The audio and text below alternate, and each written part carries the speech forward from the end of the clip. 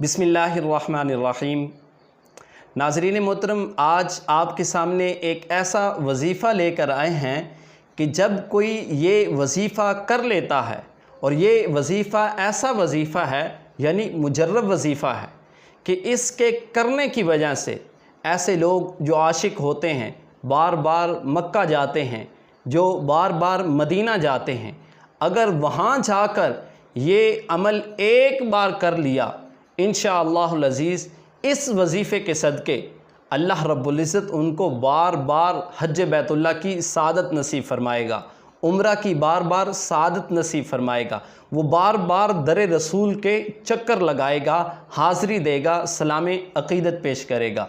अब वो वजीफ़ा कौन सा ऐसा वजीफ़ा है कि जिसके करने से अल्लाह रब्बुल इज़्ज़त उस बंदे को बार बार ये सादत अता फ़रमाता है।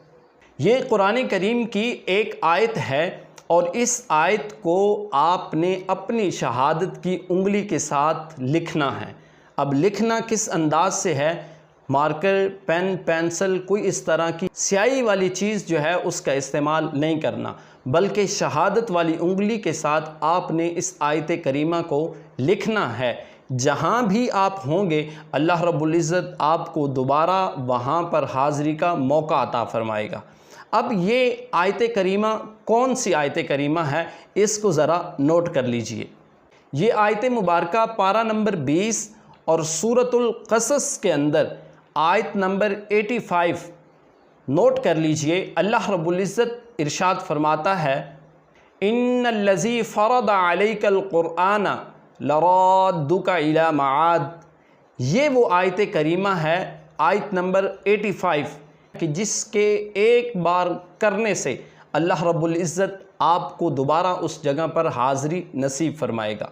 वो कोई भी जगह हो सकती है कि आप जहाँ पे दोबारा आना चाहते हैं, आप इस आयत को इन्नल्लज़ी फ़रद अलैकल क़ुरआन लराद्दुका इला मआद, ये आयत मुबारका अपनी शहादत वाली उंगली के साथ इशारों की सूरत में लिखें। अल्लाह रब्बुल इज़्ज़त इस आयत मुबारका के सदक़े आपको बार बार हाज़री का शर्फ़ नसीब फरमाएगा।